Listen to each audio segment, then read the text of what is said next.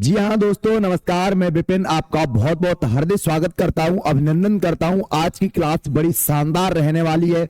उम्मीद करते होंगे आप सारे लोग जुड़ने के लिए तैयार होंगे। बहुत सारे लोग क्लास को ले रहे हैं। बेटा आज के सेशन में हम इंडियन सिटीजन सिप जो एक्ट है बेटा 1955 का, उसके बारे में हम डिस्कस करने वाले हैं। तो आ जाइए सारे लोग, बेहतर तरीके से एक बार सेशन को शेयर कर दो। बेटा जितने लोग जुड़े हैं एक बार आप ग्रुप में सेशन में शेयर कर दो। जितने भी इस सेशन को ग्रुप में शेयर कर दो। आप लोग क्या कर देंगे, एक बार ग्रुप में सेशन को शेयर कर देंगे। ठीक है भाई, बहुत बढ़िया।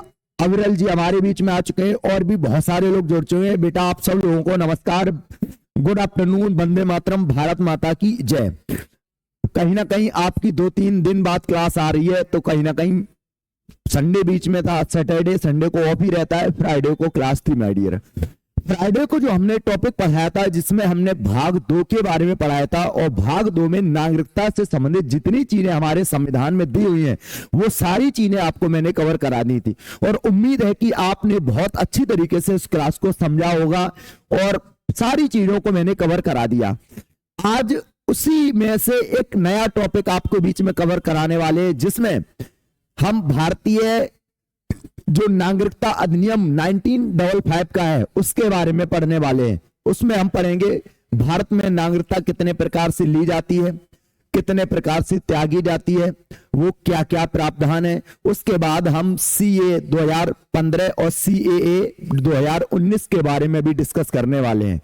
क्या होता है बेटा एनआरआई, क्या होता है पीआईओ, क्या होता है ओसीआई, क्या होता है ओसीआई कार्ड धारक, क्या होता है, ठीक है ना। इन सारी चीजों के बारे में भी हम जिक्र करने वाले हैं। तो एक बार सेशन को सभी लोग शेयर कर देंगे, जिससे अधिकतम लोगों तक इस क्लास को पहुंचाया जा सके माय डियर। तो कितने लोग आ चुके हैं, एक बार मनु जी हमारे बीच में आ चुके हैं, अंकित भैया आ चुके हैं। मूल विधि की क्लास नहीं आई सर, बिल्कुल आज नहीं आ पाई।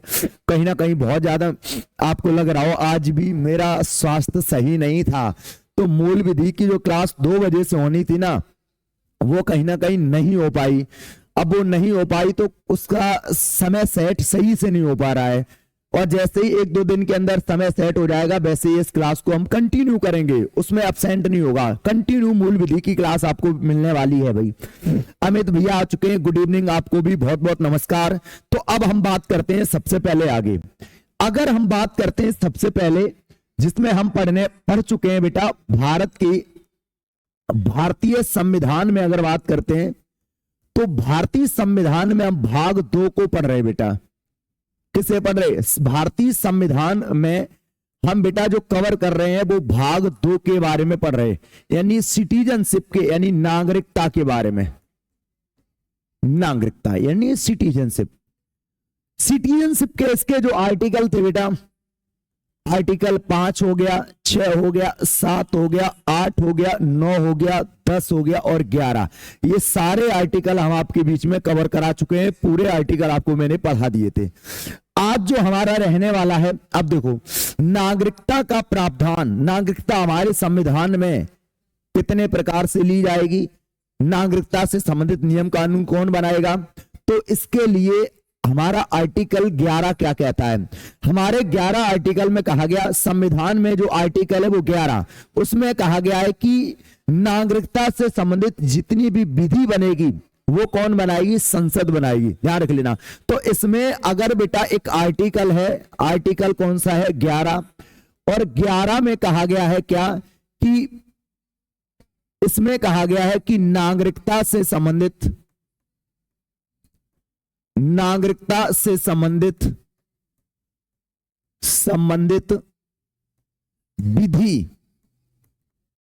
विधि बनाएगी। और कौन बनाएगी, तो आप बोलेंगे भारत की संसद बनाएगी। कौन बनाएगी, संसद।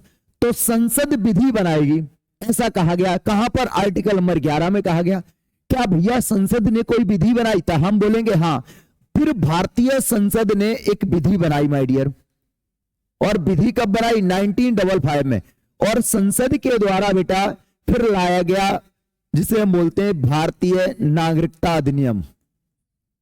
भारतीय नागरिकता अधिनियम।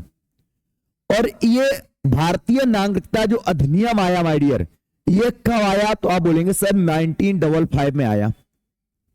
कब आया? 1955 में आया माय डियर।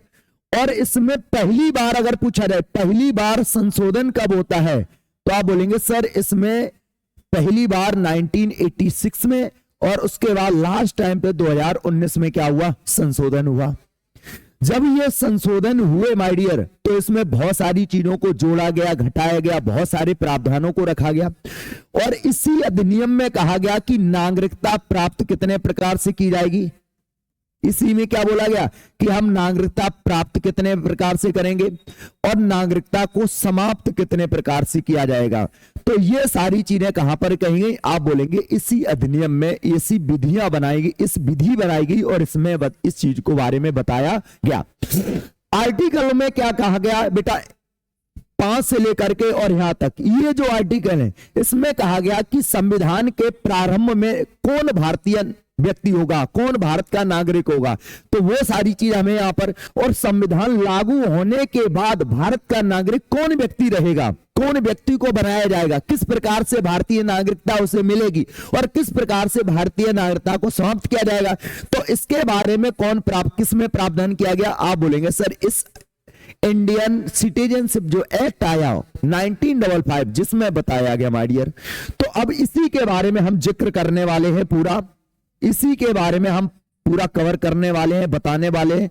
तो आप क्या करेंगे? सबसे पहले भारतीय नागरिकता अधिनियम, भारतीय नागरिकता अधिनियम में ही क्या बताया गया बेटा कि नागरिकता प्राप्त, क्या बोला गया सर? नागरिकता प्राप्त, नागरिकता प्राप्त कितने प्रकार से करते हैं? तो आप बोलेंगे नागरिकता जो प्राप्त की जाती है वो 5 प्रकार से, 5 प्रकार से की जा सकती है। कितने प्रकार से? 5। और नागरिकता को त्यागा कितने प्रकार से आता? नागरिकता को हम त्याग सकते हैं या वंचित कर सकते हैं, तो वो कितने प्रकार से? तो आप बोलेंगे सर 3 प्रकार से नागरिकता को त्यागा जा सकता है या समाप्त की जा सकती है हमारी, ध्यान रख लेना। तो नागरिकता को समाप्त कितने प्रकार से किया जा सकता है? तो आप बोलेंगे नागरिकता जो समाप्त आपकी होगी, समाप्त होगी, तो वो आपके कितने प्रकार से? 3 प्रकार से। सर कौन कौन है? प्राप्त के 5 तरीके कौन कौन है? तो आप पहला बोलेंगे सर जन्म के आधार पर, बाय बर्थ, जन्म के आधार पर एक नागरिकता वो मिलेगी, वो जन्म के आधार पर मिलेगी, जिसका जन्म भारत में हुआ होगा। पहला सबसे पॉइंट यही कहा गया था। दूसरा पॉइंट बोला गया वंश के आधार पर, वंश या रक्त संबंध के आधार पर, संबंध के आधार पर नागरिकता भारत में प्राप्त की जा सकती है। तीसरा है बेटा देशीकरण के आधार पर, देशीकरण के आधार पर, उसके बाद अगला है आपका पंजीकरण के आधार पर, पंजीकरण के आधार पर हम नागरिकता प्राप्त कर सकते हैं। और अगला आपका है बेटा अर्जित क्षेत्र के आधार पर, अर्जित क्षेत्र के आधार पर। तो नागरिकता बेटा हम 5 प्रकार से प्राप्त कर सकते हैं। पहला, उसके बाद आपका हो गया सेकेंड, थर्ड, फोर्थ और फिफ्थ, यानी 5 प्रकार से हम प्राप्त कर सकते हैं। कितने प्रकार से भैया प्राप्त कर सकते हैं? तो आपको क्या समझ में आया? ज्योति गौतम जी, नताशा जी हमारे बीच में है और सारे लोग अच्छा सा नोट्स भी बना रहे होंगे। बहुत बढ़िया भैया, आप सब लोगों का बहुत बहुत हार्दिक स्वागत है, अभिनंदन है बेटा, ध्यान रख लेना। तो बेटा 5 प्रकार से नागरिकता को हम प्राप्त कर सकते हैं। और अगर समाप्ति की बात करते हैं तो 3 प्रकार से समाप्त होगी। पहली होगी स्वेच्छा से, क्या होगी? स्वेच्छा से त्यागना, त्यागना यानी स्वेच्छा से, मैंने अपनी नागरिकता स्वेच्छा से त्याग दी, अपनी मर्जी से त्याग दी माय डियर। दूसरा है निरसित, दूसरे क्या करना? निरसित करना, निरसित करना या फिर समाप्त करना, एक ही बात होती है, समाप्ति कर दी जाए, ध्यान रख लेना। और तीसरा होता वंचित, क्या होता? वंचित, वंचित करना। ये 3 प्रकार से नागरिकता को समाप्त किया जा सकता है। पहला है आपका स्वेच्छा से, दूसरा है बेटा निश्चित या समाप्त करना, और तीसरा है वंचित कर देना।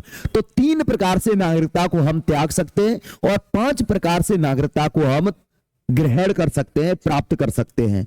चलो इन्हीं के बारे में हम सब कवर करने वाले हैं। तो पहली आप हेडिंग डालेंगे बेटा जन्म के आधार पर। पहली हेडिंग क्या डालेंगे? जन्म के आधार पर। जन्म के आधार पर। आधार पर बेटा पहली बात सुन लो, इसमें बहुत अच्छी चीजें आपको हम कवर कराने वाले हैं। जन्म के आधार पर नागरिकता कैसे मिलेगी? तो समझो, इसमें कहा गया था संविधान लागू हुआ कब? 26 जनवरी 1950 को। तब कहा गया कि उसके बाद भारतीय राज्य क्षेत्र में जन्म लेने वाला व्यक्ति क्या कहलाएगा? भारत का नागरिक होगा। क्या बोला गया? तो बता सकते हैं सर 26 जनवरी 1950। ध्यान रख लेना, यहां पर क्या बोला गया? और ये बोला कब गया सर? जो इंडियन सिटीजनशिप जो एक्ट आया था 1955, उसमें कहा गया, इसमें इस चीज को कहा गया क्या कि इसमें कहा गया कि 26 जनवरी 1950 के बाद भारत के राज्य क्षेत्र में जन्म लेने वाला व्यक्ति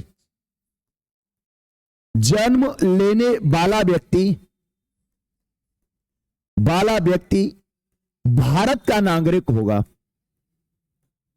भारत का क्या होगा? नागरिक होगा। नागरिक होगा। सर ये क्या मतलब है 26 जनवरी 1950 का? इससे पहले को तो हमारे आर्टिकल में बताया गया ना।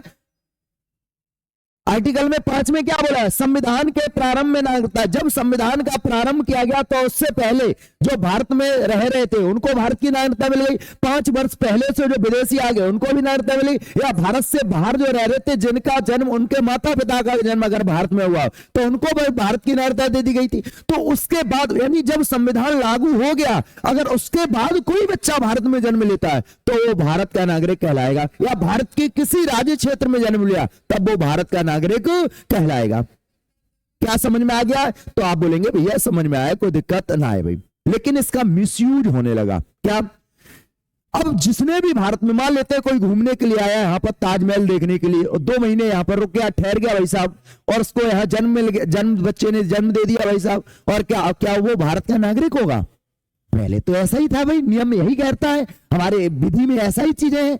यानी जो भी अब इसका मिसयूज होने लगा, यानी कोई किधर से भी आए और भारत में किसी बच्चों को जन्म दे दे, भारत में जन्म हुआ यानी भारत का बच्चा, भारत की नागरिकता उसे मिलेगी भाई। पाकिस्तानियों ने मिसयूज किया भाई साहब बहुत ज्यादा, यानी उधर से लेके अपन आए भाई साहब, कहीं पर जम्मू कश्मीर या किसी महिला की शादी हुई या घूमने के लिए आए, यहां पर शादी की, अब वो बच्चा भाई साहब यहां पर जन्म ले लिया, वो भारत का नागरिक भाई, ज्यादा बड़ा हुआ, भारत की नागरिकता बोली, बम फोड़ने लगा भाई साहब। भारत सरकार की नींद जगी यार, ऐसे काम नहीं चलेगा भाई साहब। उसके बाद क्या हुआ बेटा? 86वां संविधान संशोधन हुआ, और 86वां इंडियन जो सिटीजनशिप एक्ट आया उसका 86 में पहली बार संशोधन हुआ, और पहली बार जो सीए आया, सिटीजनशिप अमेंडमेंट एक्ट, और उसमें बताया गया क्या कि अब जिसके माता या पिता में से कोई भारत का व्यक्ति होगा और जिसका जन्म भारत में हुआ तब वो भारत का नागरिक होगा। तो 1 जुलाई 1987 को कहा गया क्या कि इसमें दूसरा पॉइंट जोड़ा गया, 1 जुलाई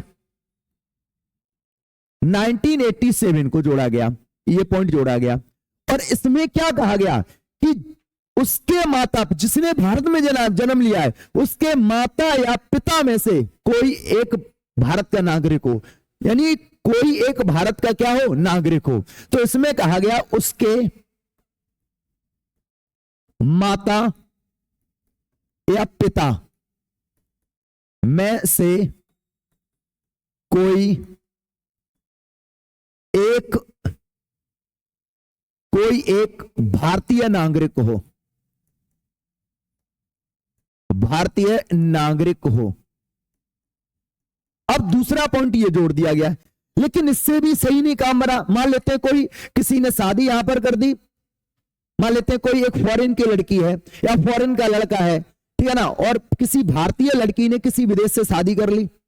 अब वो भारतीय लड़की यहां पर रह रही है, अब वहां मान ले यहां रह रही है, यहां पर आई और यहां पर उसको जन्म बच्चे को मिल गया, अब उसको भारत की नागरिकता मिलेगी। लेकिन इसमें ये भी आधार सही नहीं था। उसके बाद 2003 का जो एक्ट आया, CAA 2003 आया, उसके बाद बोला गया 3 दिसंबर 2014 को क्या, कि अगर उसके माता पिता दोनों का जन्म भारत में हुआ हो तब वह भारत का नागरिक होगा। क्या बोला गया, ध्यान रख लेना। उसके बाद बोला गया 3 दिसंबर 2004 को, अगला पॉइंट बोला गया, उसके माता पिता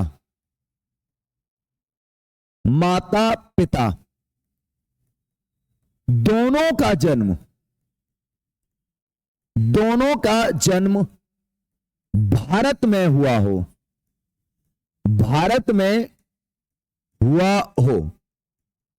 ठीक है ना, या दोनों के पास भारत की नागरिकता हो, क्या हो, यानी दोनों का जन्म भारत में हुआ, या ये शब्द लिख सकते हैं दोनों को भारतीय नागरिकता प्राप्त हो, दोनों को भारतीय नागरिकता प्राप्त हो या भारतीय नागरिक हो,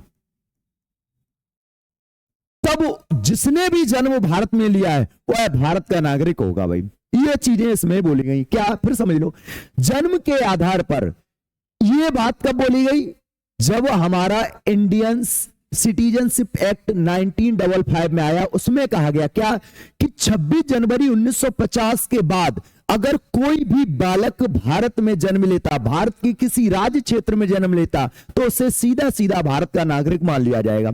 इसका मिसयूज हुआ, फिर सरकार की कुछ नींद खुली, फिर उसमें क्या हुआ बेटा, 1 जुलाई 1987 को एक प्रावधान लाया गया और कहा गया कि उसके पहले तो कोई भी जन्म है, कोई दोनों फॉरेनर आए, भाई साहब यहां पर जन्म लिया, वो बच्चा भारत का नागरिक बोला गया। अब उसके माता या पिता में से कोई एक भारतीय हो, बोला यार ये भी गलत है भाई। उसके बाद 3 दिसंबर 2014 को जोड़ दिया गया, उसके माता पिता दोनों का जन्म भारत में हुआ हो या दोनों भारतीय नागरिक हो, तो वो बच्चा जिसने भारत में जन्म लिया तो वो भारत का नागरिक होगा। क्या समझ में आया? आप कहेंगे भैया समझ में आ गया, बहुत बढ़िया भाई। स्मार्ट कंप्यूटर दिलीप भैया हमारे बीच में आ चुके हैं, आपका बहुत बहुत हार्दिक स्वागत है। क्या जन्म के आधार पर आपको समझ में आया? आप कहेंगे भैया मुझे तो समझ में आया, कोई दिक्कत ना है भाई। तो भारत में जिसने भी जन्म लिया है तो वो भारत का नागरिक होगा भाई। दूसरा पॉइंट, दूसरा वंश के आधार पर। दूसरा क्या है बेटा? दूसरे नंबर पे कहा गया वंश के आधार पर। वंश के आधार पर, तो वंश के आधार पर किसे नागरिकता दी गई बेटा? किसे बताया गया कि वो भारत का नागरिक होगा? अब समझ लो यहां पर जैसे इसका आधार है कोई भी व्यक्ति, उस समय बहुत सारे व्यक्ति कहां थे? विदेश में थे भाई।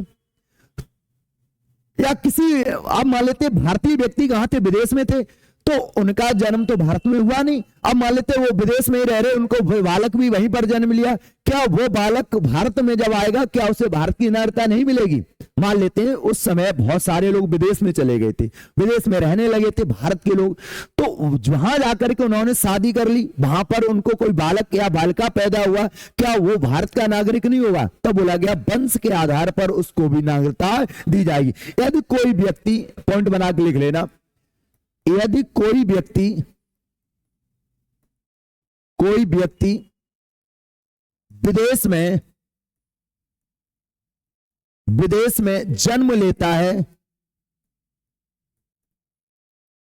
विदेश में जन्म लेता है, ध्यान रख लेना, कोई भी व्यक्ति अगर विदेश में जन्म लेता है और उसके पिता भारतीय नागरिक हो तो उसे भारत की नागरिकता मिली। यानी पिता शब्द को जोड़ा गया, और उसके पिता यानी अंडरलाइन कर लेना, पिता भारतीय नागरिक हो, पहला यही पॉइंट बोला गया, भारतीय नागरिक हो तो उसको भारत की नागरिकता मिलेगी। भारतीय नागरिकता मिलेगी।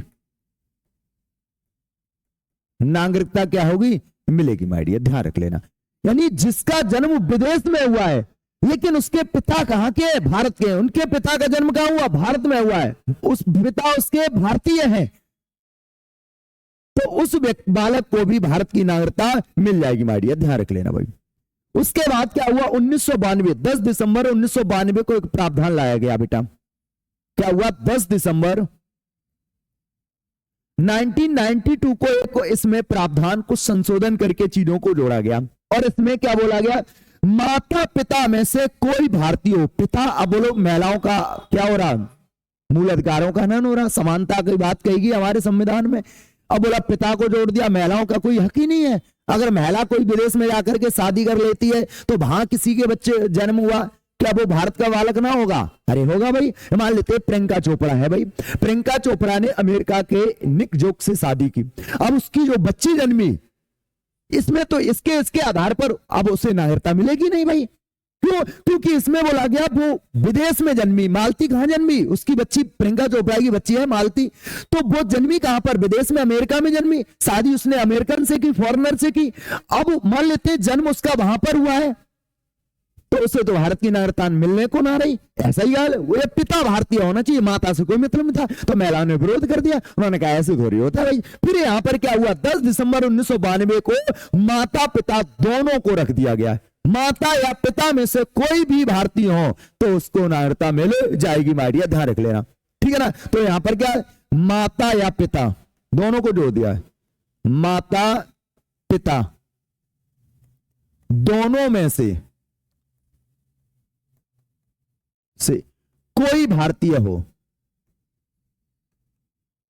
कोई भारतीय हो, कोई भी भारतीय हो माय डियर, माता या पिता में से कोई भी भारतीय हो। अब इस आधार पर प्रियंका चोपड़ा की जो बच्ची है उसको भारत की नागरिकता मिल जाएगी माय डियर, ध्यान रख लेना, मिल जाएगी। आगे इसमें एक पॉइंट बोला गया भाई, क्या कि जब और जब जोड़ा कब गया? 2004 में। इसमें कहा गया कि 1 वर्ष के भीतर मुझे बताना पड़ेगा कि भारतीय दूतावास में, वहां पर जैसे अमेरिका में रहती है तो अमेरिका में भारत का दूतावास है, तो वहां पर आपको बताना, लिखित तौर पर देना पड़ेगा कि हम भारत की नागरिकता लेंगे भाई, ध्यान रख लेना। और ये बच्चा क्या है बेटा? ये बच्चा क्या करेगा? यदि कोई बच्चा दोनों की नागरिकता 18 साल तक रख सकता है माय डियर। कितने? 18 साल तक। अब 18 साल बाद मान लेते हैं अब पिता के आधार पर उसे अमेरिका की नागरिकता मिल जाएगी और माता के आधार पर उसे कहां की? इंडिया की नागरिकता। ये कितने वर्ष तक वैलिड रहेगी? पिता के आधार पर अमेरिका की होगी उस लड़की की, बच्ची की, और माता के आधार पर कहां की? भारत की होगी। तो मुझे क्या करना पड़ेगा? मुझे बेटा जैसे ही वो बच्ची 18 वर्ष की होगी, लिखित तौर पर एक एप्लीकेशन देना पड़ेगा कि अब मैं भारत की नागरिकता लेना चाहता हूं या अमेरिका की नागरिकता लेना चाहता हूं। फिर आपकी 18 वर्ष तक दोनों देशों की रहेगी उसके पास। उसके बाद उसे एक देश की वहां पर क्या हो जाएगी? त्यागनी पड़ेगी। एक देश के पास एक देश की ग्रहण करनी पड़ेगी। उसने अगर अमेरिका की नागरिकता ले ली तो भारत की स्वतः क्या हो जाएगी? समाप्त हो जाएगी। ध्यान रख लेना भाई, 18 वर्ष में। अगला पॉइंट लिखो, ये बोला गया कब? 2 दिसंबर और 2004 को। अगला पॉइंट एक बोला गया भाई, बहुत बढ़िया पॉइंट बोला है। क्या एक पॉइंट बोला गया कि 1 वर्ष से भीतर क्या बोला गया? 1 वर्ष के भीतर, 1 वर्ष के भीतर भारतीय दूतावास में, 1 वर्ष के भीतर उसी देश के, ऐसे लिख लेना, उसी देश के भारतीय दूतावास में,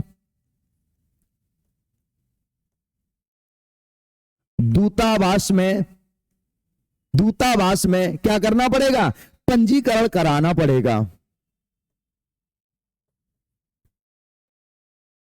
पंजीकरण कराना पड़ेगा।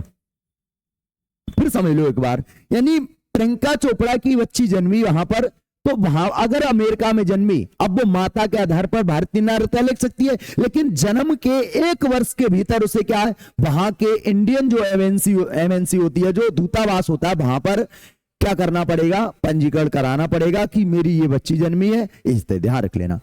अब एक एनओटी नोट में पॉइंट आप लिख सकते हैं, बहुत बढ़िया भाई, ध्यान रख लेना।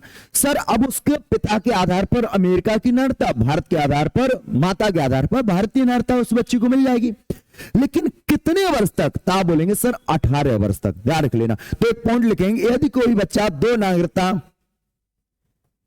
यदि कोई बच्चा दोनों नागरिकता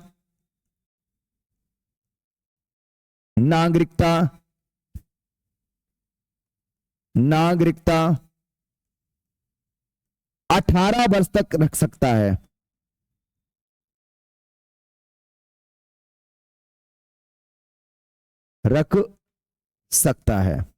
और जैसे ही 18 वर्ष का होगा, 18 वर्ष तक ही रख सकता है, और उसके बाद एक देश की त्यागनी पड़ेगी, उसके बाद एक देश की प्राप्त करेगा, एक ही देश की प्राप्त करेगा,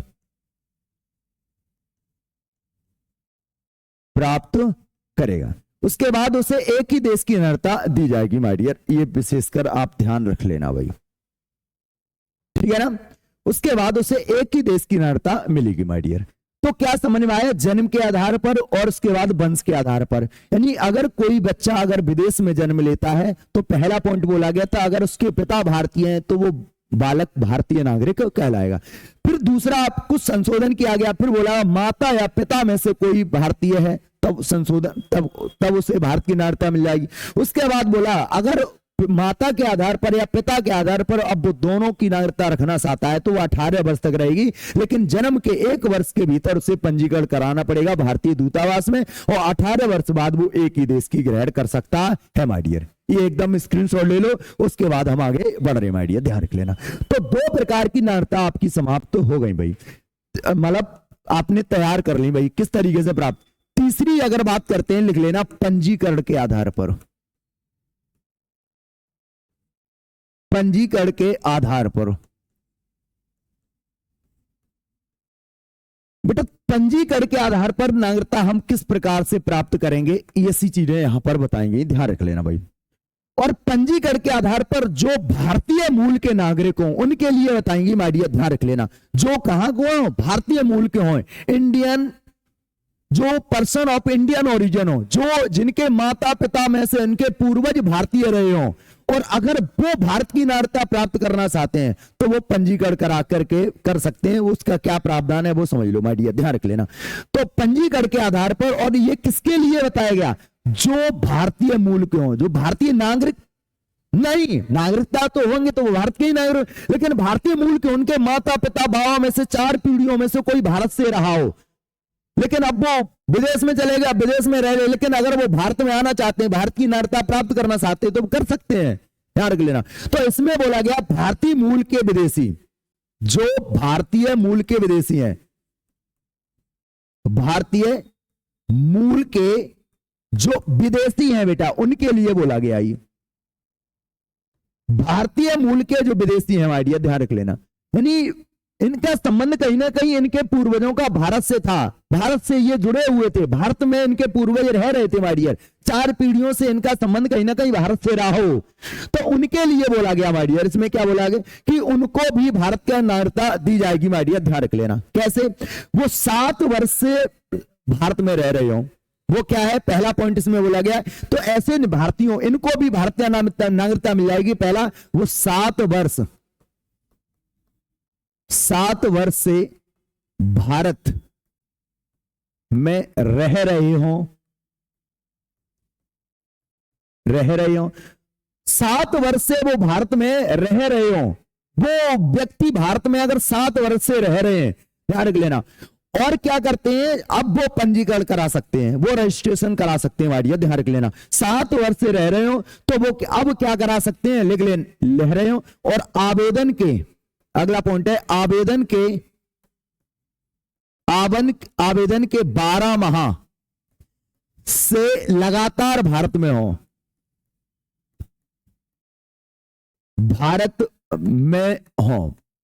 आवेदन के 12 माह से लगातार कहां हो, भारत में हो माय डियर, लगातार, यानी आवेदन आज करना चाहते हो तो 12 माह से लगातार कंटिन्यू आप भारत में रह रहे हो। 7 वर्ष कंप्लीट हो, यानी कंप्लीट 7 वर्ष हो चुके हो आपको, 7 वर्ष रहते रहते हो गए, ध्यान रख लेना, भारत में रहते रहते 7 वर्ष हो गए, लेकिन बीच में 1 वर्ष के लिए चले गए, फिर आ गए यहाँ पर 2 साल रुक गए, फिर 1 वर्ष के लिए चले गए, 6 महीना के लिए चले गए, फिर भारत में रुक गए, इस तरीके से 7 वर्ष हो। लेकिन जब आप रजिस्ट्रेशन कराना चाहते हो, पंजीकरण कराना चाहते हो, तो ध्यान रख लेना क्या हुआ भाई, समझ में आ गया, ध्यान रख लेना।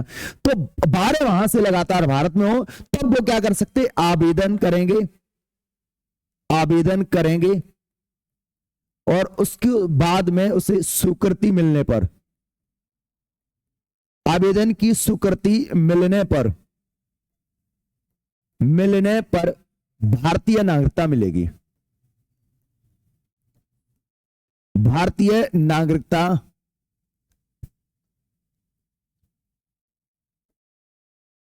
तब बाद में क्या मिलेगी, भारत की नागरिकता मिलेगी माय डियर, ध्यान रख लेना। यानी पंजीकरण के आधार पर उन लोगों को नागरिकता दी जाती है जो भारतीय मूल के हैं, लेकिन है कहां के, विदेश की नागरिकता उनके पास है। वो अगर 7 वर्ष से भारत में रह रहे हैं तो वो भारत के नागरिक बन सकते हैं, पंजीकरण करा सकते हैं, और पंजीकरण के 1 वर्ष से वो कंटिन्यू भारत में रहे, यानी 12 माह से लगातार भारत में रह रहे हो, और वो आवेदन करेंगे, आवेदन की स्वीकृति मिलने पर उनको भारत की नागरिकता दे दी जाएगी, ध्यान रख लेना।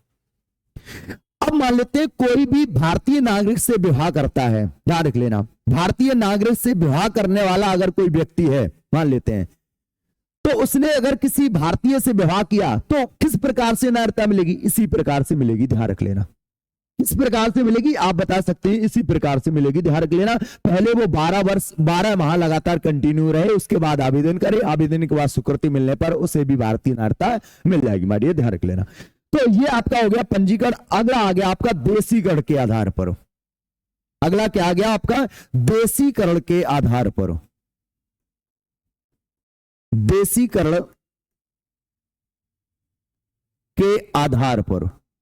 सर देशीकरण के आधार पर कैसे नागरिकता मिलती है हमारी डियर, देशीकरण के आधार पर किस प्रकार से नागरिकता मिलती है समझ लो भाई, ध्यान रख लेना भाई।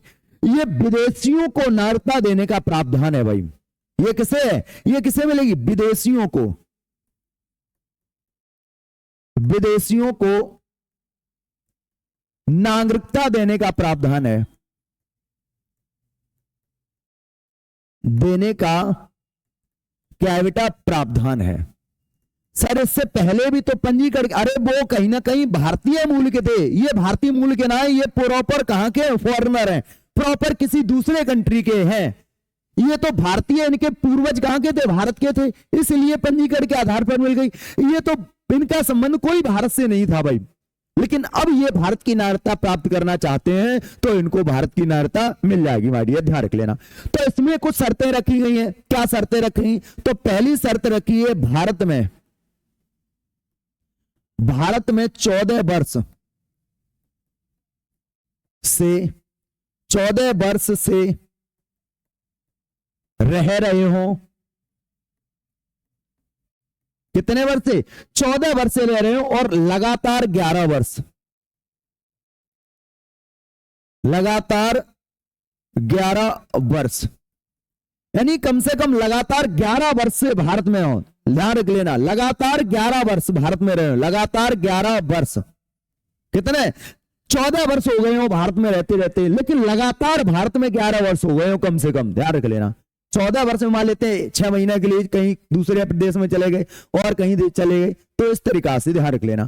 प्लस दूसरी शर्त ये रखेगी, जो व्यक्ति भारत की नागरिकता लेना चाहता है, जो विदेशी, उस देश में इस विधि से किसी भारतीय को भी नागरिकता देने की विधि हो, उस देश में इसी विधि से भारतीय व्यक्तियों को नागरिकता देने की विधि हो, तो उस व्यक्ति को भारत की नागरिकता मिल जाएगी, ध्यान रख लेना। उस देश में इस विधि से भारतीयों को नागरिकता दी जाए, ध्यान रख लेना। तो लिख लेना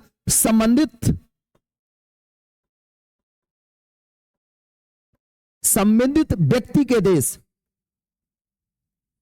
व्यक्ति के देश में भी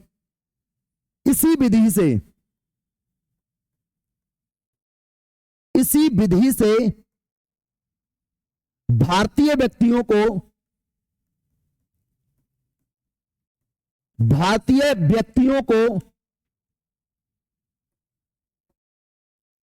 नागरिकता दी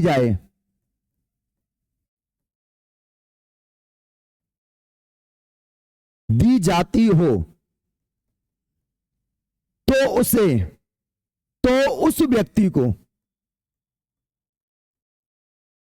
उस व्यक्ति को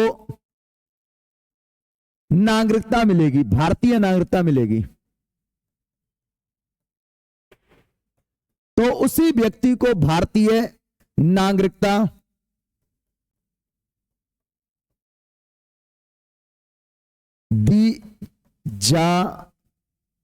दी जाएगी। तो ध्यान रख लेना, संबंधित व्यक्ति के देश में इसी विधि से, यानी जिस विधि से हम दे रहे हैं, इस विधि से किसी दूसरे देश में भी भारतीयों को नागरिकता दी जा रही हो, तब उस व्यक्ति को हम भारत की नागरिकता दे सकते हैं। यह पॉइंट विशेषकर शर्त रखी गई माय डियर, ध्यान रख लेना। ये एक शर्त है आपकी, ये शर्त को फॉलो करना पड़ेगा, ध्यान रख लेना। अच्छा, अगला एक शर्त है वो अच्छे आचरण का हो, अच्छे आचरण और भारत में रहने की स्वेच्छा रखता हो, और वो भारत में रहने की स्वेच्छा रखता हो, और वो भारत में रहना चाह रहा है माय डियर, भारत में उसे रहने की स्वेच्छा है, ध्यान रख लेना। अगला वो संविधान की 22 भाषा, लिख लेना अनुसूची 8, अनुसूची 8 में 22 भाषाओं,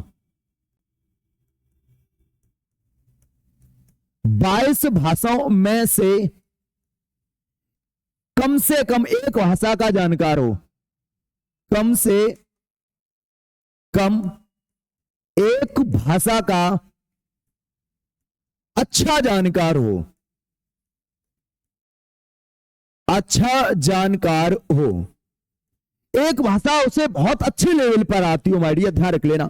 और एक पॉइंट और कहा गया यहां पर माय डियर, ध्यान रख लेना। वो क्या बोला गया वो हम इधर लिखेंगे, यहां पर ध्यान रख लेना। एक पॉइंट ये बोला गया, तो इस आधार पर उस व्यक्ति को भारतीय नागरिकता मिल जाएगी माय डियर, ध्यान रख लेना। और दूसरा एक पॉइंट और इसमें वो जोड़ा गया कि अगर कोई विदेशी व्यक्ति है जो कला, साहित्य, संस्कृति, कला, साहित्य, विज्ञान, दर्शन और विश्व शांति के क्षेत्र में जिसने उत्कृष्ट कार्य किया हो, उन्नत कार्य किया हो, तो उस व्यक्ति को भी भारत की नागरिकता दी जा सकती है माय डियर, ध्यान रख लेना। तो लिखेंगे, अगर दूसरा पॉइंट लिखेंगे कोई व्यक्ति, अगला पॉइंट है यहां पर लिख लेंगे, बहुत इंपॉर्टेंट पॉइंट है भाई, लिख लेना कोई व्यक्ति जो, कोई ऐसा व्यक्ति है जो, यानी और वो व्यक्ति कैसा हो, विदेशी, कोई व्यक्ति जो कैसा हो, विदेशी हो माय डियर, ध्यान रख लेना, कैसा हो, विदेशी हो माय डियर, ध्यान रख लेना, कैसा हो, विदेशी हो। और वो विदेशी व्यक्ति क्या करे, लिख लेना, वो विदेशी व्यक्ति क्या करे, लिख लेना, तो आप बोलेंगे कला या संस्कृति, कला, संस्कृति, विज्ञान, साहित्य, विज्ञान, साहित्य, ध्यान रख लेना, कला, विज्ञान और साहित्य, कला, विज्ञान, साहित्य, दर्शन, दर्शन और विश्व शांति, विश्व शांति के लिए, विश्व शांति के क्षेत्र में उत्कृष्ट कार्य किया हो, उत्कृष्ट या उन्नतशील कार्य किया हो, कार्य किया हो, तो उसी व्यक्ति को इस प्रकार से भी नागरिकता दे सकते हैं।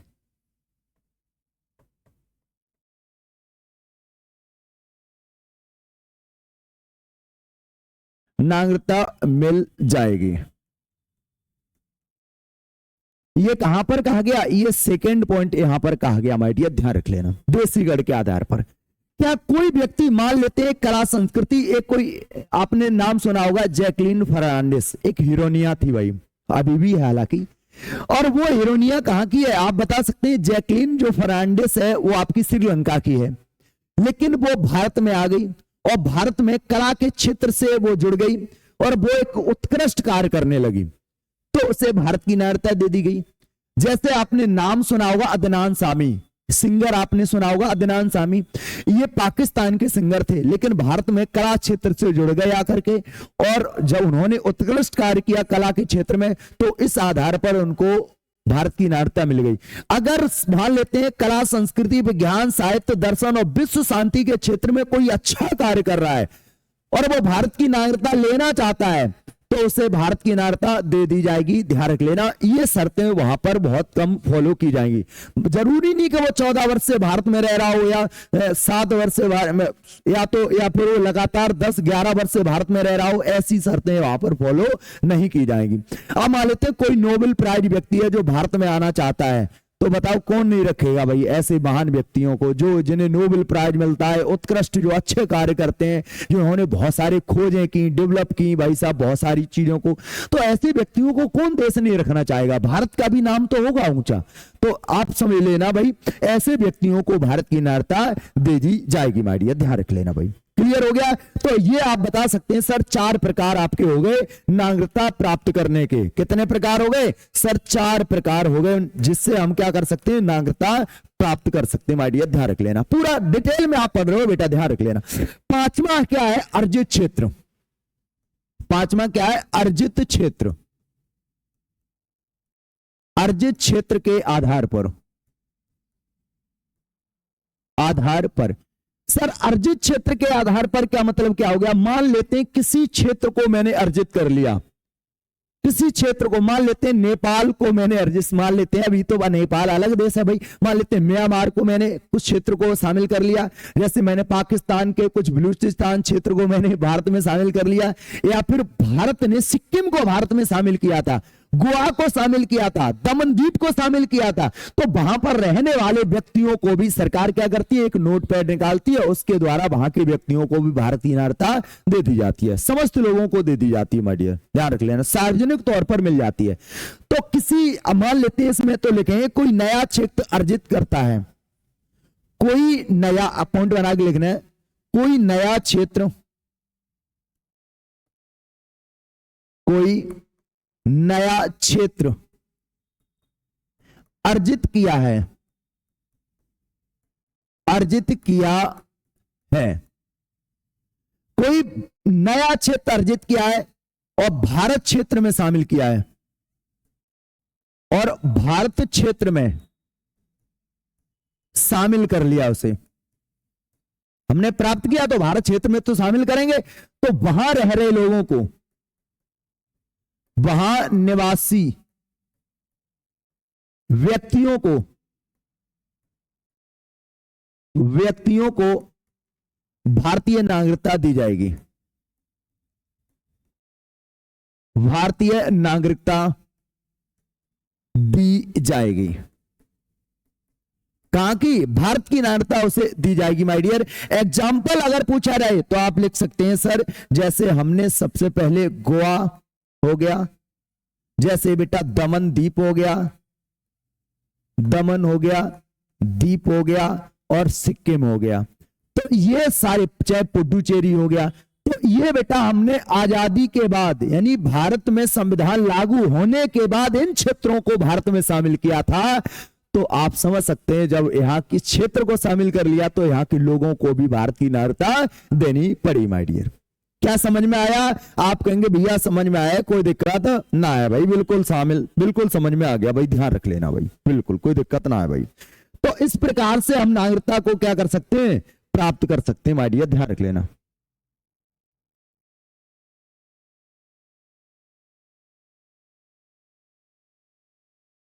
क्लियर हो गया? तो ये 5 प्रकार से। अब समाप्त, हेडिंग डालो नागरिकता समाप्त, नागरिकता समाप्त, नागरिकता समाप्त। हम नागरिकता समाप्त कितने प्रकार से करेंगे भाई? तो आप बोलेंगे सभी को 3 प्रकार से करते हैं। पहला कौन है? स्वेच्छा से,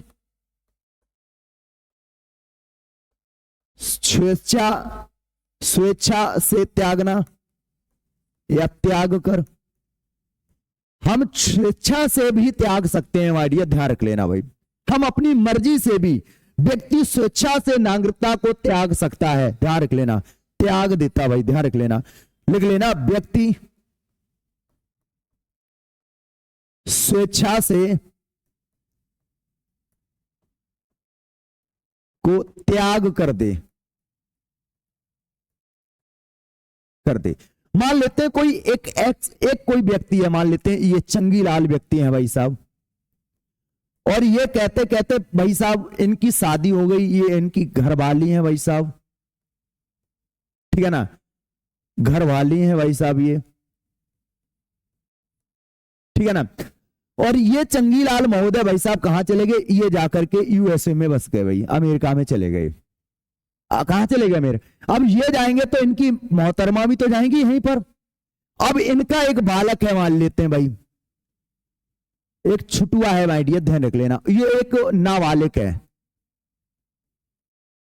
कैसा है? नाबालिग है, यानी 18 वर्ष से कम का है, ध्यान रख लेना। अब मान लेते हैं कि इन चंगीलाल ने, ये व्यक्ति है कौन? चंगीलाल है, और इन चंगीलाल ने क्या कर दी? नागरिकता त्याग कर दी, और ये अपनी धर्म पत्नी को लेकर के अमेरिका में चल बसे, वहां पर रहने लगे, अपना बिजनेस करने लगे, अपना व्यापार करने लगे या नौकरी करने लगे, कुछ भी करने लगे। तो इनका भारत में जन्म लिया था ये, मान लेते हैं कोई मंगीलाल, इनका बच्चा कौन था? मंगीलाल था, मंगीलाल, और ये 18 वर्ष से कम था। ये कैसा था? नाबालिग, नाबालिग था माय डियर। तो क्या इस व्यक्ति नाबालिग बच्चे की भी नागरिकता समाप्त हो जाएगी? हाँ सर, नागरिकता समाप्त कर दी जाएगी। तो समझ में आ गया, अगर ये चले गए तो इनका बच्चा जो नाबालिग है उसकी भी नागरिकता समाप्त होगी, लेकिन 18 वर्ष बाद, जैसे ही 18 वर्ष का होगा तो वो भारत की नागरिकता प्राप्त कर सकता है। बालिग होने पर वह पुनः भारत की नागरिकता प्राप्त कर सकता है माय डियर, ध्यान रख लेना, ठीक है ना। तो दूसरा पॉइंट लिखेंगे, ये सारी चीजें आपको समझ में आ चुकी होंगी, कोई दिक्कत ना है भाई। तो दूसरा पॉइंट लिखो,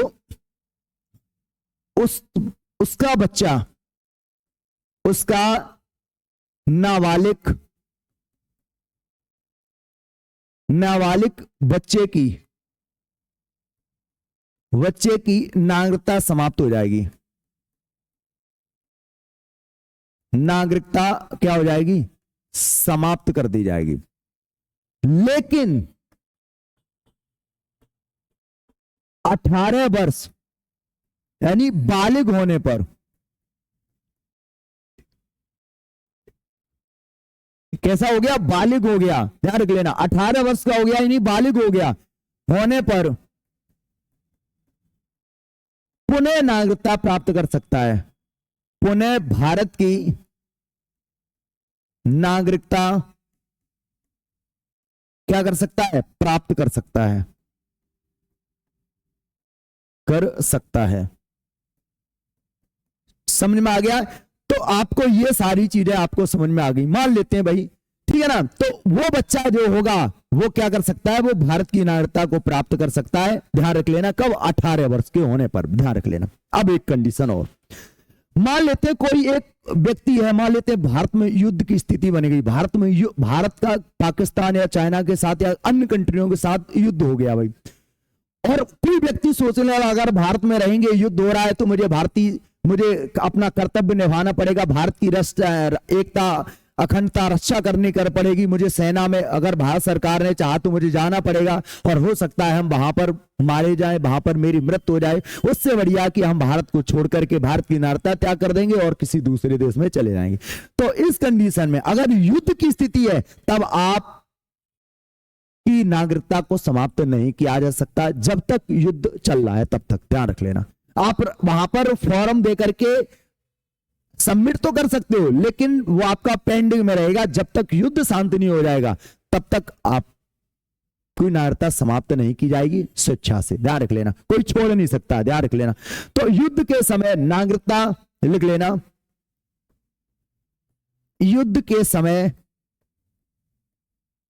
नागरिकता लंबित रहेगी। कैसी रहेगी? लंबित रहेगी, मतलब कुछ दिनों के लिए भाई साहब, जब तक युद्ध चल रहा है तब तक बेटा उसकी नागरिकता को समाप्त नहीं किया जाएगा, ध्यान रख लेना, उसके एप्लीकेशन को एक्सेप्ट नहीं किया जाएगा, ध्यान रख लेना। तो ये पहली कंडीशन बनती है स्वेच्छा से त्याग देना भाई। दूसरी होती है समाप्त हो जाना। दूसरी क्या होती है? ध्यान रख लेना, समाप्त या बर्खास्तगी करना, ध्यान रख लेना, समाप्ति कर देना। दूसरी क्या है? समाप्ति करना। अब समाप्ति करने का मतलब मान लेते कोई चुपके से व्यक्ति किसी दूसरे देश की नागरिकता प्राप्त कर ली भाई। मान लेते हैं कोई ए नाम का व्यक्ति था और वो कहीं पर कनाडा में चला गया भाई साहब, और वहां जाकर के उसने सिंह साहब का कोई व्यक्ति होगा तो वहां पर जाकर के उसने जॉब या बिजनेस वगैरह कर लिया, और अमेरिका वहां की यानी किसी अन्य देश की उसने क्या कर ली? नागरिकता प्राप्त कर ली। और ये पता होने पर भारत की नागरिकता से क्या कर दिया जाए? उसे बर्खास्त कर दिया जाएगा, ध्यान रख लेना। तो लिखो, यदि कोई व्यक्ति स्वेच्छा से, पॉइंट बना के लिखना है, यदि कोई व्यक्ति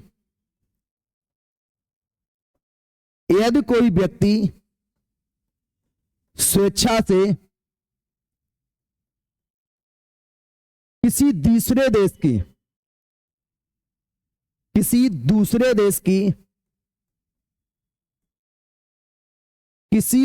देश की नागरिकता प्राप्त करता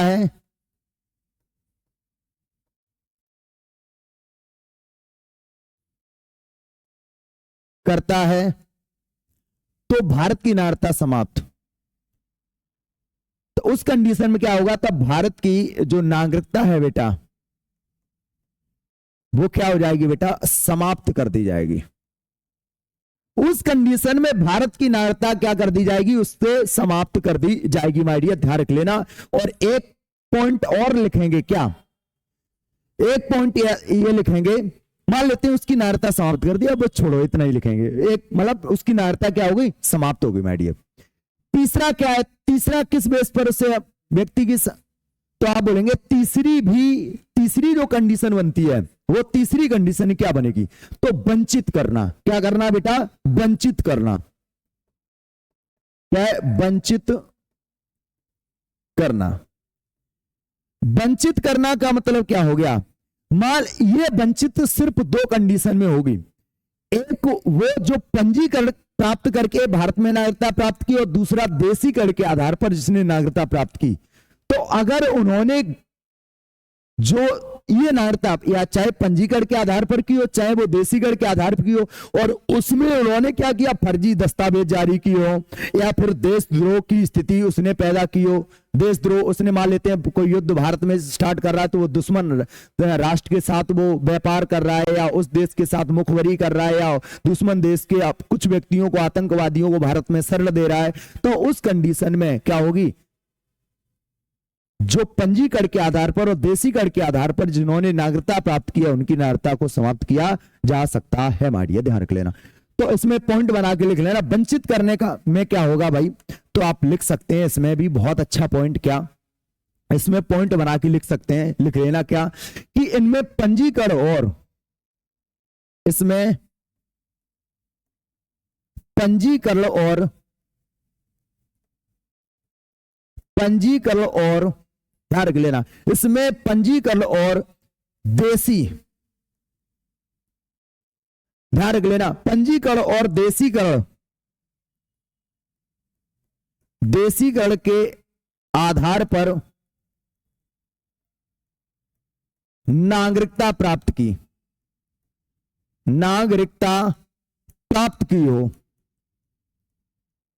की हो। इसने दो प्रकार से, चाहे तो वो पंजीकरण के आधार पर की हो, चाहे देशीकरण के आधार पर की हो। तो माय डियर ध्यान रख लेना, तो उनकी नागरिकता, तो उनकी प्राप्त की हो तो उनकी नागरिकता क्या कर दी जाएगी? समाप्त कर दी जाएगी। लेकिन उसकी कंडीशन भी रहेगी, क्या कंडीशन? पहली शर्त यह रहेगी कि या तो उसने पंजीकरण के आधार पर उसने गलत तथ्य छुपाए हो, फर्जी दस्तावेज पेश किए हो, फर्जी दस्तावेज उसने फर्जी दस्तावेज बनवा लिए हो, फर्जी दस्तावेज के स्थिति में ध्यान रख लेना, या देशद्रोह की स्थिति में, देशद्रोह की स्थिति में, दुश्मन मतलब दुश्मन राष्ट्र के साथ मिला हुआ है देशद्रोह की स्थिति में। तीसरा पॉइंट ये रहेगा इसमें, क्या मान लेते हैं कोई व्यक्ति बिना सूचना के 7 वर्ष से विदेश में रहने लगा, भारत की नागरिकता प्राप्त के लिए, और बिना सूचना के वो किसी दूसरे देश में चला गया और वहां 7 वर्ष से रह रहा है, ध्यान रख लेना। लेकिन अब बिना सूचना के 7 वर्ष से, अगली कंडीशन ये बनेगी बिना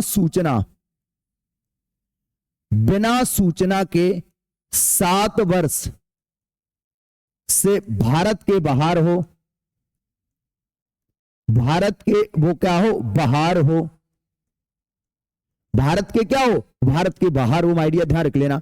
या नागरिकता उसने प्राप्त की हो, और नागरिकता प्राप्त करने के बाद न्यायालय द्वारा उस व्यक्ति को 2 वर्ष की सजा सुनाई जाए, तो उस व्यक्ति की भी नागरिकता समाप्त कर दी जाएगी, ध्यान रख लेना। तो लिख लेना नागरिकता प्राप्त के 5 वर्ष, नागरिकता प्राप्ति के 5 वर्ष के भीतर उसे न्यायालय द्वारा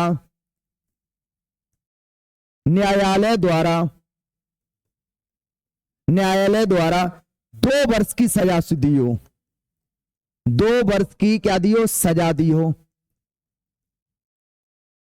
तो उस कंडीशन में भी उसकी नागरिकता समाप्त हो जाएगी। तीसरी एक है, या संविधान के विरुद्ध उसने कार्य किया हो, ध्यान रख लेना, या संविधान का उसने अनादर किया हो, तो ध्यान रख लेना उसकी नागरिकता समाप्त। संविधान का अनादर करने पर,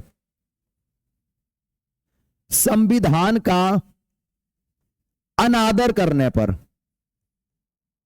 या फिर उसने संविधान का अनादर किया हो, तो इस कंडीशन में नागरिकता समाप्त की जा सकती है, वंचित की जा सकती है। तो वंचित पूछा जाए तो आप बोलेंगे सर 1, 2 और 3 प्रकार से नागरिकता समाप्त हो सकती है, 5 प्रकार से नागरिकता प्राप्त की जा सकती है। आपको समझ में आ गया भाई, बहुत बढ़िया भाई। अच्छा, कितने लोग हैं, एक बार सारे लोग बताएंगे भाई। ज्योति जी, क्या आपको समझ में आ गया? ज्योति, नताशा, जल्दी बताओ भाई, क्या आपको समझ में आ रहा है बेटा? जल्दी बताओ भाई। तो क्या नागरिकता से संबंधित जो नियम कानून बने हैं वो आपको समझ में आए? बिल्कुल समझ में आए होंगे माय डियर, ध्यान रख लेना। कुछ चीजें हम आपको विशेषकर चीजें और चीजें बताने वाले हैं, ध्यान रख लेना भाई। जैसे पहली हम बात करते हैं बेटा, जो भारतीय डायस्पोरा होता है बेटा, भारतीय डायस्पोरा में 3 प्रकार के लोग रहते हैं बेटा। कितने लोग रहते हैं? 3 प्रकार के लोग। पहला होता है एनआरआई। क्या होता है? एनआरआई, नॉन रेजिडेंशियल इंडियन, ध्यान रख लेना, नॉन रेजिडेंशियल इंडियन, यानी वो अभी हाल ही में उसका वो आवास भारत बना है, लेकिन वो है कहां का? भारतीय, हमारी, ध्यान रख लेना। तो एनआरआई क्या होते हैं? तो आप बोलेंगे नॉन रेजिडेंशियल इंडियन, ये भारतीय नागरिक होता है। जो एनआरआई होता है वो कौन होता है? वो उसके पास इंडियन की सिटीजनशिप होती है, वो भारत का नागरिक होता है। भारतीय पासपोर्ट लेकर के जो विदेश में, कहा भारतीय, उसके पास भारत की नागरिकता, तो भारत के पास, भारत का क्या होगा? उसके पास पासपोर्ट होगा। जो विदेश में 6 माह या 182 दिन से वो अधिक भारत में रह रहा हो, भारत से बाहर रह रहा है, ध्यान रख लेना, 6 माह या 182 दिन से वो कहां रह रहा है? भारत में से बाहर रह रहा है। तो ऐसे व्यक्ति को हम क्या बोलते हैं? एनआरआई बोलते हैं, मारिया, ध्यान रख लेना। क्या बोलते हैं? Non residential Indian. भारत की ये व्यक्ति है, लेकिन वो अभी भारत में उसका रेजिडेंस नहीं है, वो निवास स्थान नहीं है, मारिया, ध्यान रख लेना। एक होता है पीआईओ। क्या होता है बेटा? पीआईओ। पीआईओ का मतलब होता है पर्सन ऑफ इंडियन ओरिजिन। वो व्यक्ति है लेकिन वो इंडियन ओरिजिन है, यानी भारत के मूल निवासी था, मारिया। जैसे ये भारतीय नागरिक नहीं होता है, क्या होता है? ये भारत का नागरिक नहीं है, लेकिन भारत का मूल निवासी है। इसके पूर्वज कहीं ना कहीं भारत से संबंधित थे, ध्यान रख लेना, लेकिन इसके मूल निवासी, लेकिन भारतीय मूल का ये व्यक्ति है। इसके पूर्वज, हमने बोला पूर्वज कौन के हैं? भारत के हैं भाई। ये भारत में वीजा बिना के रह सकता है, यानी बिना वीजा ये भारत में रह सकता है।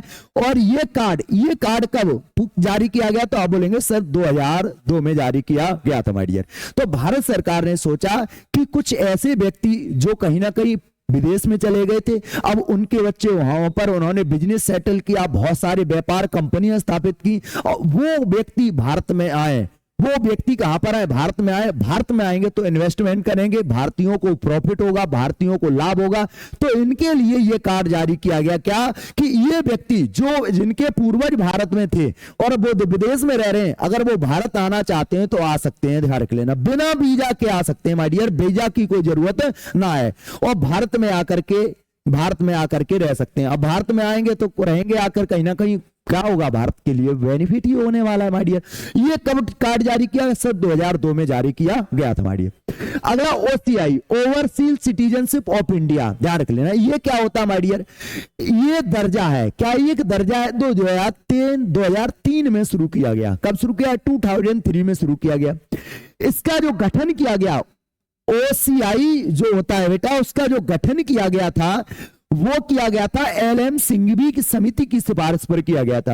एल.एम. सिंघवी समिति की सिफारिश पर इसका गठन होता है, और इसमें भारतीयों से कम, ध्यान रख लेना, भारतीयों से, जिसके पास ओसीआई कार्ड होता है उस व्यक्ति, इसे किसके पास होगा? विदेशियों के पास होगा। तो समझ लेना, कोई विदेशी भारत में व्यक्ति आया तो उसको हमने भारत सरकार के द्वारा ओसीआई कार्ड जारी कर दिया गया। अब ओसीआई कार्ड का बेनिफिट उस व्यक्ति को क्या मिलेगा? यानी उसे भारतीयों से कम अधिकार मिलेंगे, लेकिन विदेशी जो है, जिनके विदेशी ऐसा कोई व्यक्ति जिनके पास ओसीआई कार्ड नहीं है, तो उससे ज्यादा उसके पास क्या रहेंगे? जिसको कार्ड हम दे देंगे उसके पास अधिकार ज्यादा रहेंगे। यानी भारतीयों से कम लेकिन विदेशियों से अधिक उसे क्या दिए जाएंगे? अधिकार दिए जाएंगे। भारत में वो 5 वर्ष रहने के बाद नागरिकता के लिए आवेदन कर सकता है। जैसे वहां क्या था, भारत में कोई विदेशी अगर रहना चाहता है, भारत की नागरिकता प्राप्त करना चाहता है, तो वो 14 वर्ष या लगातार 11 वर्ष से भारत में रहता हो, ठीक है ना, वो एक भाषा का जानकार हो और फलाना ठिकाना, बहुत सारी चीजें हमने बताई आपको। लेकिन यहां पर ऐसी कंडीशन अप्लाई नहीं होती है, ध्यान रख लेना। जिसके पास ओसीआई कार्ड है वो व्यक्ति अगर भारत में 5 वर्ष से रह रहा है और भारत की नागरिकता प्राप्त करना चाहता है, तो वो 5 वर्ष बाद उसके लिए कंडीशन अप्लाई कर दी जाएगी। और भारत में लेकिन वो जमीन नहीं ले सकता है। क्या नहीं ले सकता है? जमीन नहीं ले सकता। तो ये स्क्रीनशॉट ले लो। आप बता सकते हैं सर, भारतीय डायस्पोरा होता है, डायस्पोरा होता है बेटा। इस डायस्पोरा में 3 प्रकार से बांटा गया, 3 प्रकार के लोग आते हैं बेटा, ध्यान रख लेना। कौन आते हैं? एक एनआरआई आता है, एक पीआईओ आता है और एक ओसीआई आता है। आगे लेकिन क्या हुआ आगे बेटा, ध्यान रख लेना। आपको मैं चीज बता दूं, 2015 में जो सीएए कॉन्स्टिट्यूशन अमेंडमेंट, वो सिटीजनशिप अमेंडमेंट एक्ट आया, सीएए, कब? 2015 में। और 2015 में क्या कर दिया गया? इसको और इसको क्या कर दिया गया? विलय कर दिया गया। क्या कर दिया गया? विलय। यही चीज है, देखो तो नोट में लिखा है सीएए यानी सिटीजनशिप अमेंडमेंट एक्ट 2015। क्या हुआ कि जो पीआईओ था माय डियर, ओसीआई में क्या कर दिया गया? विलय कर दिया गया, और विलय करके एक कार्ड बना दिया गया, जिस कार्ड को कहने लगे बेटा ओसीआई कार्ड धारक। क्या बोलने लगे? ओसीआई कार्ड धारक। पहले ओसीआई और पीआईओ अलग था my dear, person of Indian origin था, और ये बेटा ओसीआई अलग था। लेकिन अब इन दोनों का विलय कर दिया गया, और विलय करके अब क्या बोलते हैं? जिस व्यक्ति को हम देंगे उसे ओसीआई कार्ड बोलेंगे। क्या बोलेंगे? ओसीआई कार्ड बोलेंगे, ध्यान रख लेना। सबसे पहले इसे 16 देशों के लिए लागू किया गया था, लेकिन धीमे धीमे इसे सभी देशों के लिए लागू कर दिया गया, ध्यान रख लेना, जो भारतीय मूल के ना हो। बांग्लादेश अपवाद में, बांग्लादेश पाकिस्तान को छोड़ करके, ध्यान रख। उसके बाद आ गया, पूछा जाए इसका सुझाव किसने दिया था, इनके दोनों का विलय का सुझाव किसने दिया था, तो आप बोलेंगे गोपियों के द्वारा, यानी global organization people of India के द्वारा इसका सुझाव दिया गया था माय डियर, ध्यान रख लेना भाई। क्लियर? तो ये सारी चीजें आपको समझ में आ चुकी होंगी, कोई दिक्कत ना है भाई, ध्यान रख लेना भाई। आगे अब हम बात करते हैं बेटा सीएए यानी सिटीजनशिप अमेंडमेंट एक्ट 2019। ये बेटा नागरिकता से संबंधित जो अधिनियम है उसका अंतिम संशोधन है, अभी तक का लास्ट संशोधन है माय डियर, ध्यान रख लेना। और इसमें 3 चीजों पर बात की गई है। कितनी चीजों पर बात की गई? 3। इसमें 3 संशोधन हुए थे। कितने संशोधन हुए? 3। पहला संशोधन होता है अवैध प्रवासी की परिभाषा, इसमें कुछ संशोधित की गई। अवैध प्रवासी कौन होंगे, अभी परिभाषा में बात करने वाले हैं। दूसरी चीज इसमें संशोधन की गई, देशी घर के आधार पर नागरिकता में कुछ संशोधन किया गया, और तीसरा ओसीआई कार्ड में कुछ संशोधन किया गया। तो ये 3 संशोधन किए गए कब? 2019 में। तो 3 क्या क्या संशोधन हुए, अब इसके बारे में हम बात कर लेते हैं माय डियर, ध्यान रख लेना भाई। क्या तो इसमें कहा गया क्या बेटा, ध्यान रख लेना। पहली हेडिंग डालेंगे अवैध, पहली हेडिंग डालेंगे अवैध प्रवासियों की परिभाषा। इसमें पहली चीज क्या बदली गई, इसमें संशोधन हुआ, तो लिखेंगे पहली चीज अवैध प्रवासी की परिभाषा। जो परिभाषा है, परिभाषा में परिवर्तन किया गया है। पहले जो इसकी डेफिनेशन थी वो क्या थी माय डियर, समझ लेना। देखो अवैध प्रवासी किसे बोला गया, ध्यान रख लेना। ऐसा कोई व्यक्ति जो बिना वीजा पासपोर्ट से भारत में रह रहा हो, या फिर उसका समय समाप्त हो गया है फिर भी वो भारत में रह रहा हो। मान लेते वो 5 वर्ष की अनुमति से भारत में आया, कोई विदेश का व्यक्ति है 5 वर्ष की अनुमति से भारत में आया, लेकिन 5 वर्ष पूर्ण होने पर वो भारत छोड़ करके नहीं गया भाई साहब। या फिर दूसरी कंडीशन ये बन सकती है माय डियर, दूसरी कंडीशन ये बन सकती है कि वो बिना इलीगल तौर पर भारत में आ जाना माय डियर, ध्यान रख लेना। तो इसमें बिना वीजा पासपोर्ट के किसी दूसरे देश में रहना। पहली चीजें समझ लो इसमें क्या है कि बिना वीजा पासपोर्ट के, बिना वीजा पासपोर्ट के किसी, ध्यान रख लेना, बिना वीजा पासपोर्ट के किसी दूसरे देश में रहना, दूसरे देश में रहना। या कंडीशन और क्या बनी, वीजा का समय समाप्त होने पर, माय डियर ध्यान रख लेना, समय समाप्त होने के बाद भारत में किसी देश में रहना। समय समाप्त होने के, समय समाप्त होने के बाद भारत में रह, या बाद किसी देश में रहना, किसी देश में रहना। तो ये क्या बोलते हैं, इसे बोलते हैं अवैध प्रवासी बोलते हैं बेटा। क्या बोलते हैं, अवैध प्रवासी बोलते हैं माय डियर, ध्यान रख लेना। ये चीज समझ में आ गई। अब वो यहां परिभाषा में क्या परिवर्तन किया गया, डेफिनेशन में क्या परिवर्तन किया गया, वो समझ लो आप बहुत अच्छी तरीके से। पहले क्या इसमें पहली परिभाषा क्या दी गई है कि 3 देश, कौन कौन से, बांग्लादेश, पाकिस्तान और अफगानिस्तान, इन 3 देशों के 6 धर्मों के लोग, कितने धर्मों के लोग, गैर मुस्लिम धर्म, यानी चाहे हिंदू धर्म से जुड़ा हो, चाहे ईसाई धर्म से जुड़ा हो, चाहे पारसी धर्म से हो, चाहे जैन धर्म से हो, चाहे सिख धर्म से हो, चाहे ईसाई धर्म से हो, चाहे जैन धर्म बौद्ध धर्म में, यानी किसी का भी हो, यानी 3 देशों में 6 धर्मों के लोग अगर वो भारत में 31 जुलाई 2014 से पहले आ गए तो उनको अवैध प्रवासी नहीं माना जाएगा। यही परिभाषा, इसी पर क्या हो गया, विरोध हो गया। इसमें मुस्लिम को रखा ही नहीं गया भाई साहब। अब बोलो भारत का संविधान क्या बोलता है, समानता की बात करता है, धर्मनिरपेक्षता की बात करता है। तो इसमें इन्हीं 6 धर्मों के लोगों को क्यों टारगेट किया गया, क्या मुसलमानों को क्यों भारत में नहीं रखा जाएगा, मतलब उनको अवैध प्रवासी क्यों माना जाएगा, इन लोगों को क्यों नहीं माना जाएगा। तो इसमें भारत सरकार के द्वारा कुछ पक्ष रखे गए, क्या कि ये जो 3 देश हैं ये मुस्लिम राष्ट्र हैं बेटा, और मुस्लिम राष्ट्र, यहां पर मुस्लिम जनसंख्या बहुसंख्यक है, और ये जो 6 धर्म के लोग हैं वहां पर अल्पसंख्यक में, माइनॉरिटी में रहते हैं। तो वहां पर इन लोगों के अधिकारों का हनन किया जा रहा है, इसलिए ये वहां के लोग भारत में आए हैं।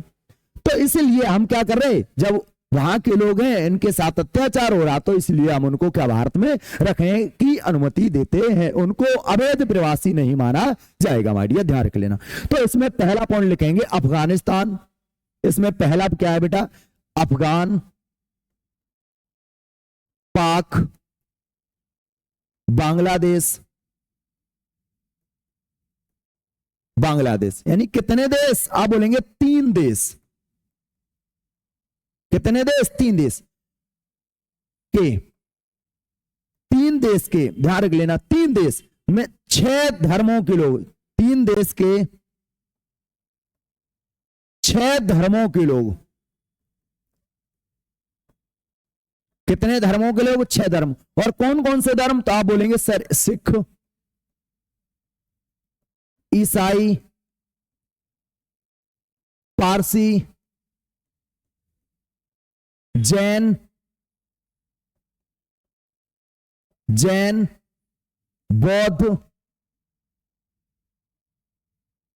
बौद्ध और हिंदू। अगर ये 6 धर्मों के लोग, ध्यान रख लेना, 3 देशों में 6 धर्मों के लोग क्या करते हैं, 31 दिसंबर 2014, 31 दिसंबर 2014 से पहले भारत में आ गए, भारत में आ गए, तो इनको अवैध प्रवासी नहीं माना जाएगा, अवैध प्रवासी नहीं माना जाएगा, अवैध प्रवासी नहीं माना जाएगा।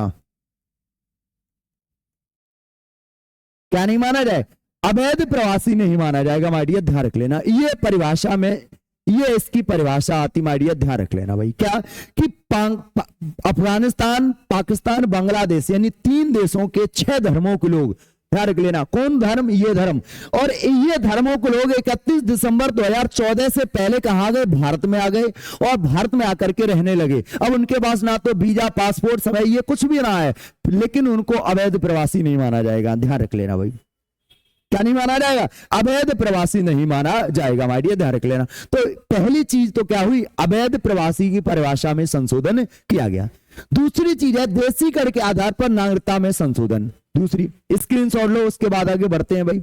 ना समझ में आए एक बार नहीं, 2-3 बार आप कमेंट में तुरंत लिख देना, हम आपका आंसर देंगे भाई। दूसरी चीज क्या बदली गई, देशी कर के आधार पर, देशी कर के आधार पर नागरिकता में संशोधन किया गया।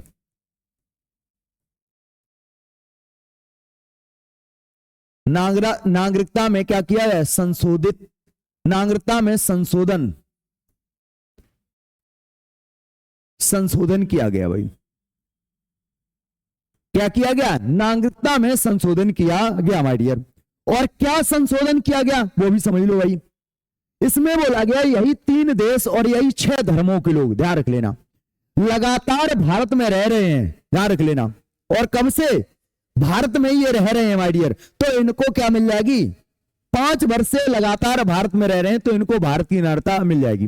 अब देशी कर के आधार पर नागरिकता देने का प्रावधान कितना था भाई साहब, 14 वर्ष या फिर 11 वर्ष लगातार रह रहे हो, और 1 वर्ष से पंजीकरण आवेदन करने के यानी रजिस्ट्रेशन करने के 12 माह से लगातार भारत में रह रहे हो, कंटिन्यू रह रहे हो, या 11 वर्ष से लगातार भारत में रहे हो, तो इस कंडीशन में इन लोगों को भारतीय नागरिकता मिलाई। क्या बोला गया इसमें, तो इसमें बोला गया कि क्या कि 3 देश कौन, अफगान, पाक और बांग्लादेश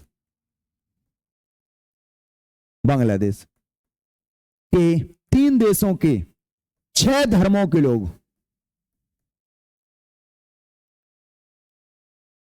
और कौन कौन धर्मों के लोग बेटा लिख लेना, जैन, बौद्ध, हिंदू, सिख, पारसी और ईसाई, और बेटा ईसाई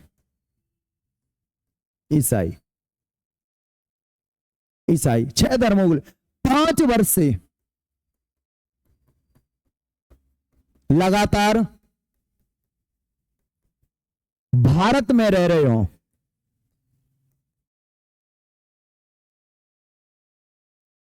तो इनको भारत की नागरिकता मिलेगी।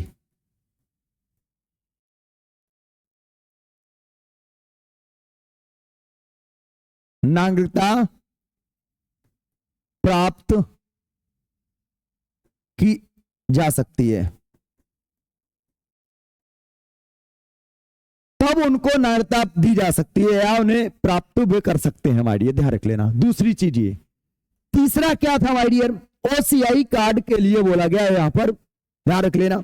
अच्छा एक चीज और सुनो, यहां अपवाद, अपवाद में सुन लो भाई, सबसे पहले एक चीज यहां पर अपवाद देखने को मिलता है। क्या देखने को मिलता है? अपवाद देखने को मिलता है। यानी जो CAA है बेटा, कौन? CAA 2019, ये बेटा क्या हो गया था? ये भारत में लागू हो गया 2019 में, और ये बोला कि ये कुछ क्षेत्रों में लागू नहीं होगा, कुछ क्षेत्रों में लागू, जैसे कौन? अनुसूची 6 में जो राज्य हैं उन राज्यों में, या फिर बेटा अरुणाचल प्रदेश हो गया, नागालैंड हो गया, मणिपुर के कुछ जिले हो गए माय डियर, ठीक है ना, मेघालय हो गया, त्रिपुरा हो गया, तो इन क्षेत्रों के जो जनजातीय क्षेत्र हैं वहां पर इसको लागू नहीं किया जाएगा माय डियर, ध्यान रख लेना। तो एक पॉइंट अपवाद में लिख लेना। अपवाद क्या है? अपवाद में ये लिख लेना, ध्यान रख लेना। यानी CAA 2019 को अनुसूची 6 में,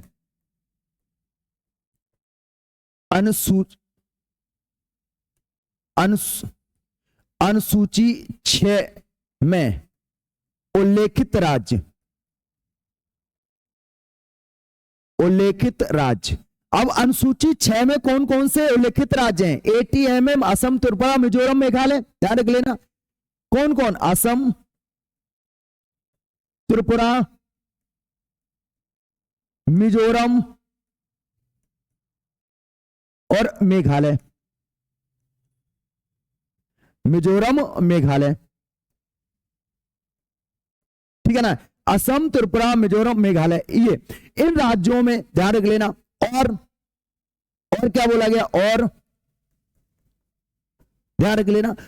और जो पूर्वी बंगाल पूर्वी सीमांत विनियम जो एक्ट आया था बेटा 1873 में, उसमें कुछ राज्य बताए गए थे, ध्यान रख लेना। क्या है? पूर्वी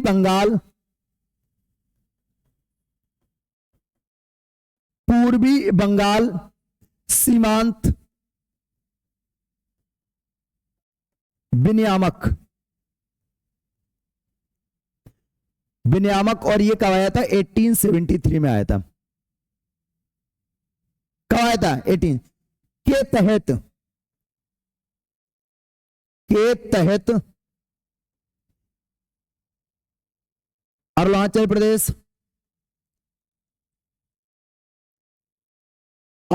प्रदेश, नागालैंड, मणिपुर,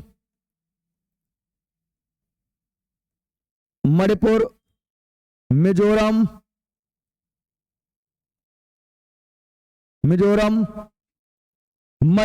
मिजोरम के जनजातीय क्षेत्रों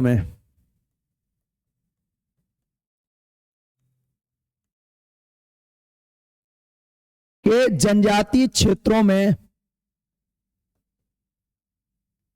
लागू नहीं किया जाएगा।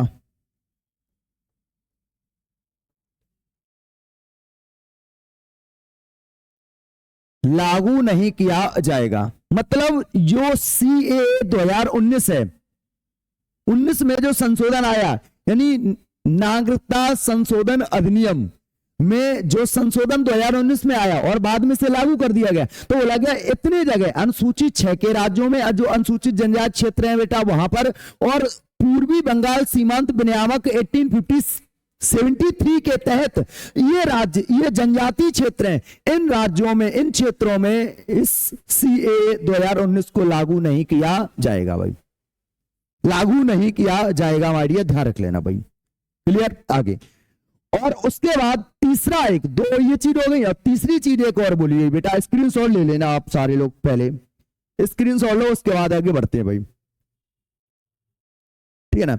इसमें तीसरी चीज क्या बोली गई बेटा, जो CAA बेटा 2019 आया, CAA 2019 आया, उसमें बोला गया कि OCI कार्ड में थोड़ा संशोधन किया गया। क्या किया गया? संशोधन किया गया।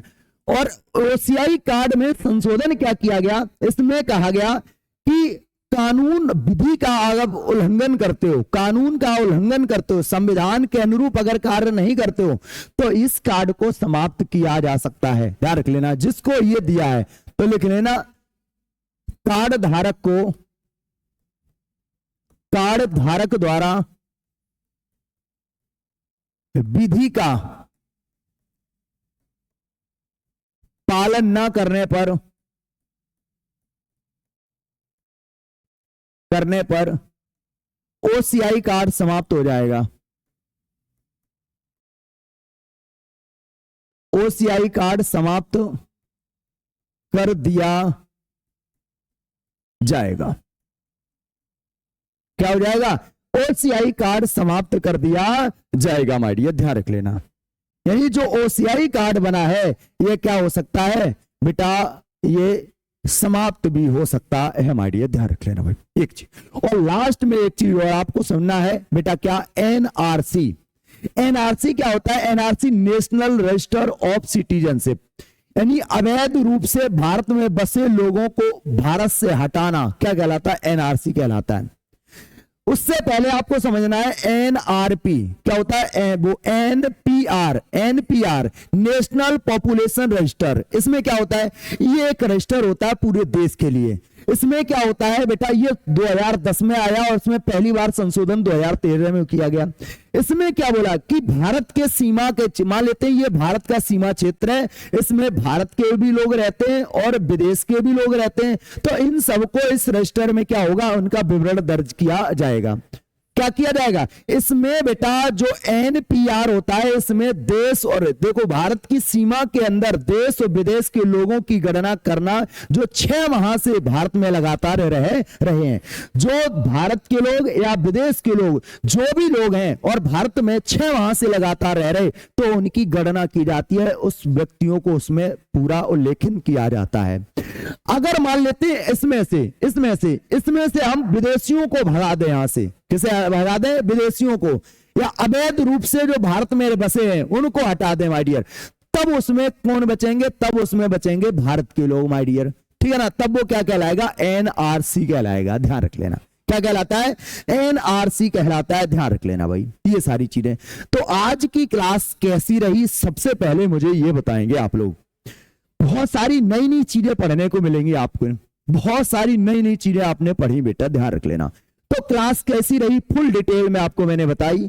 सारी क्लास अच्छी थी बेटा, बहुत बढ़िया। धर्मपाल भैया हमारे बीच में, गुरुजी हम भी हैं, बहुत बढ़िया। बब्बर शेर, समीर पैंथर, बहुत बढ़िया। आपको बताओ समीर भाई कैसी क्लास रही थी? सारे लोग बताएंगे भाई, जितने लोग हैं अभी। बताओ क्लास कैसी रही, क्या आपको सारी चीजें समझ में आई या नहीं आई भाई? जल्दी बताओ पहले। जब तक आप बताओगे ना तब तक मैं क्लास ऑफ ना करूंगा भाई, और मैंने क्लास ऑफ ना की तब तक तो मैं ऐसे ही भाई साहब मामला गड़बड़ रहेगा। तो बताओ, खुश दिल से बताओ, अगर आपको अच्छी लगी हो तो एक दिल कमेंट में भेज दो भाई साहब, प्यार भरा। सर दिल ही मांगते हो है बेटा? नहीं, एक अच्छा सा कमेंट नीचे एकदम दिल की भरमार लगा दो। जल्दी से बताओ भाई क्लास कैसी रही आपकी, क्या समझ में आया आपको, क्या सारी चीजें आपके लिए बेस्ट हैं? क्या आपको लग रहा है कि जो चीजें हम पढ़ रहे हैं वो बहुत बेमिसाल हैं? जो मेरा नोट्स तैयार हो रहा है या जिन बच्चों का रिवीजन चल रहा है उनके लिए बहुत अच्छी चीजें लगती हैं, ध्यान रख लेना।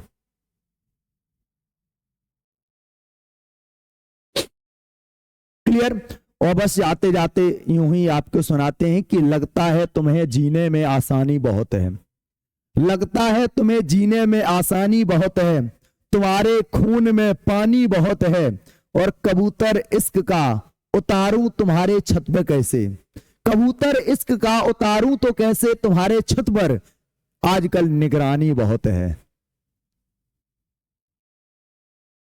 ठीक है, तो इन्हीं बातों के साथ फिर मिलेंगे, तब तक आपसे लेते होते हैं विदा, और आगे फिर मिलेंगे बेटा बहुत सारी नई नई चीजों के साथ। कल हम आपको भाग 3 यानी फंडामेंटल राइट्स के बारे में कल कवर कराने वाले हैं, ठीक है ना।